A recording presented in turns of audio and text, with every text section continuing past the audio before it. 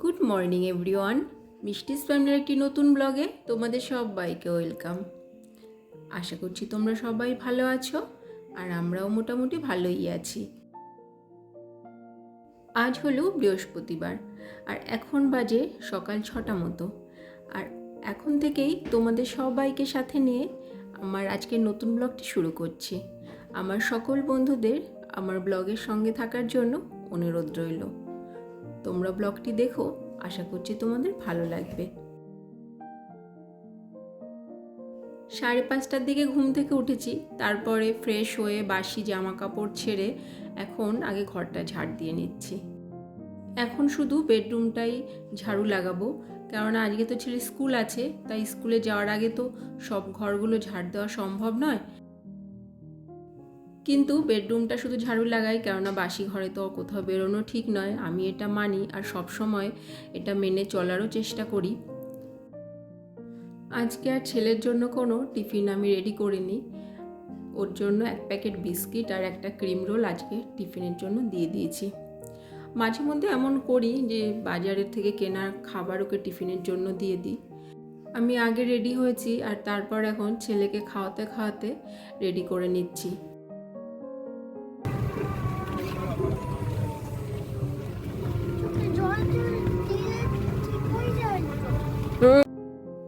ছেলেকে স্কুলে দিয়ে চলে এসেছি আর এখন যে সকালের যে কাজকর্মগুলো থাকে সেগুলোই করা শুরু করেছি।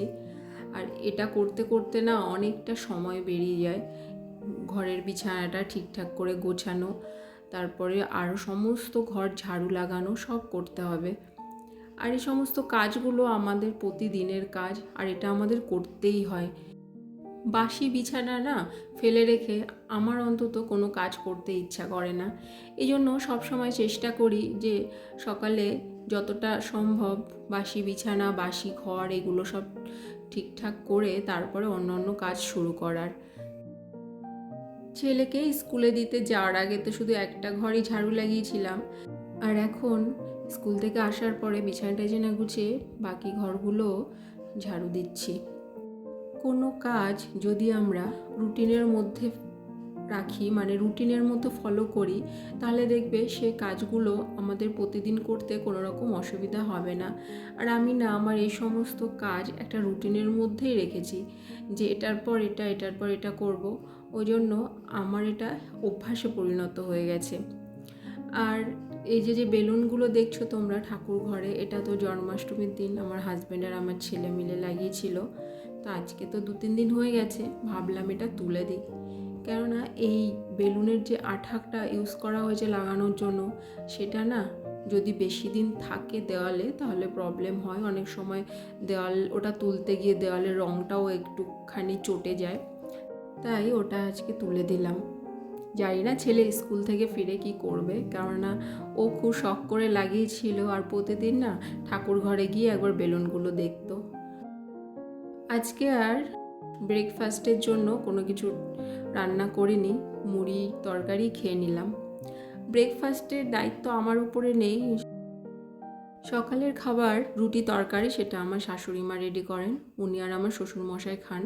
আমি খুব একটা রুটি খাই না, আমার একটু প্রবলেম হয়। মাঝে মধ্যে যদি শখ করে অন্য কোনো রকম কিছু করা হয়, যেমন কোনো দিন নুডলস বানাই বা অন্য কোনো আইটেম রেডি করি, তখন আমি ব্রেকফাস্টটা করি। কিন্তু আজকে আর করিনি, ইচ্ছা করছিল না, সেজন্য মুড়ি তরকারি খেয়ে নিলাম। কিছু জামা কাপড় ছিল, এইগুলো ওয়াশ করে রেখেছিলাম, তাই ভাবলাম এখন এগুলো ভালো করে ভাঁজ করে জায়গার জিনিসগুলো জায়গায় রেখে দিই। ঘরের মধ্যে জামা কাপড় যদি অগোছালো অবস্থায় এদিক ওদিক পড়ে থাকে আমার খুব বিরক্তিকর লাগে। মনে হয় কতক্ষণে এগুলো ভাঁজ করে যেখানের জিনিস যেখানে রাখি সেখানে আগে সেট করে রাখবো।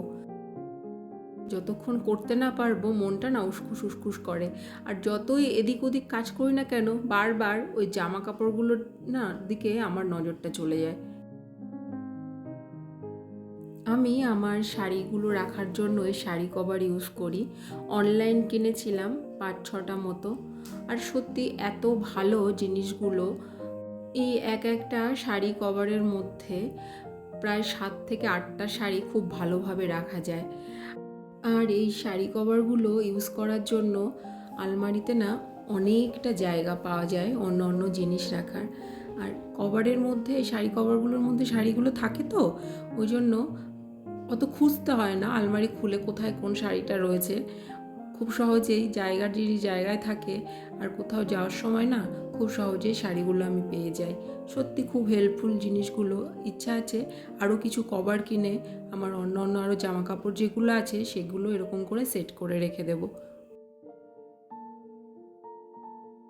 তোমাদের সঙ্গে কথা বলতে বলতে আমার সমস্ত কাজকর্মগুলো শেয়ার করতে করতে দেখো সকাল থেকে অনেকটা কাজ করে ফেলেছি।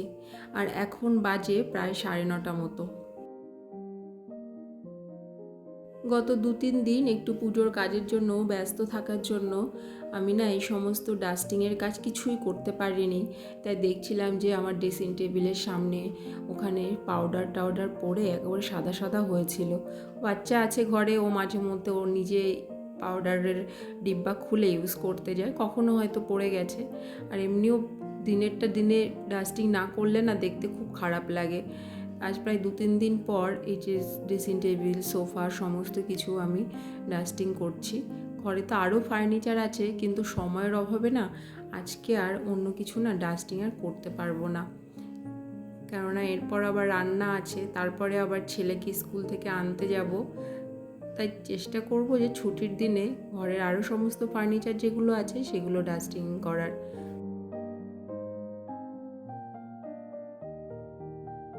উপরের সব কাজকর্ম সেরে চলে এসেছি কিচেনে। এখন বাজে প্রায় 9:45 মতো। এসে সবার আগে ভাতের হাঁড়িতে জল দিয়ে বসিয়ে দিলাম। জলটা গরম হতে হতে এখন চালটা ধুয়ে নেব।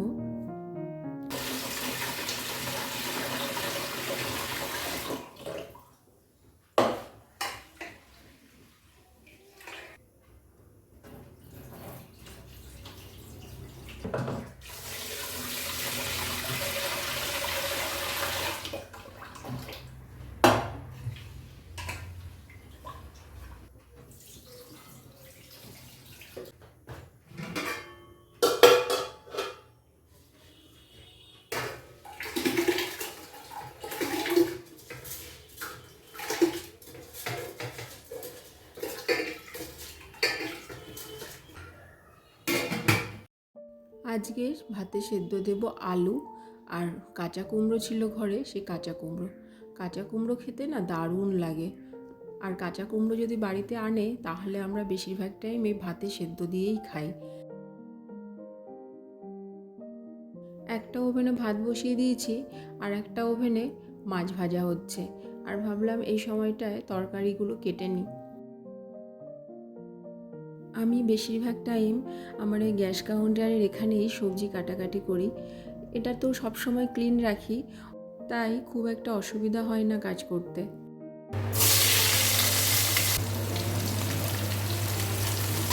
ভাত প্রায় হয়ে গেছে।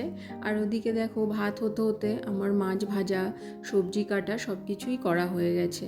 আসলে একটা কাজের সাথে তার ফাঁকে ফাঁকে যদি অন্য কাজ করে নেওয়া যায়, দেখবে রান্নাঘরের কাজগুলো না খুব সহজে কম সময়ে করা যায়। আমি সব সময় এইভাবেই কাজ করে থাকি যাতে রান্নাঘরের কাজটা, রান্নাবান্নাটা তাড়াতাড়ি শেষ করা যায়। গত 2 দিন ধরে না লুচি, সুজি, খিচুড়ি এইসবই খেয়েছি। আসলে পুজোর প্রসাদটা ছিল তো, আর সব কিছু একটু বেশি পরিমাণেই করা হয়েছিল, তাই রয়ে গেছিলো, তাই সেগুলো 2 দিন ধরে খেলাম। ভাত রান্না করেছিলাম কিন্তু তরকারির আইটেম বেশি কিছু আর করিনি। তাই আজকে ইচ্ছা করছিল যে হালকা পাতলা কিছু খেতে। তাই আজকে করেছিলাম ঝিঙে আলু দিয়ে কাতলা মাছের ঝোল, বাটা মাছও ছিল সাথে, আর লাল শাক ভাজা করব এখন।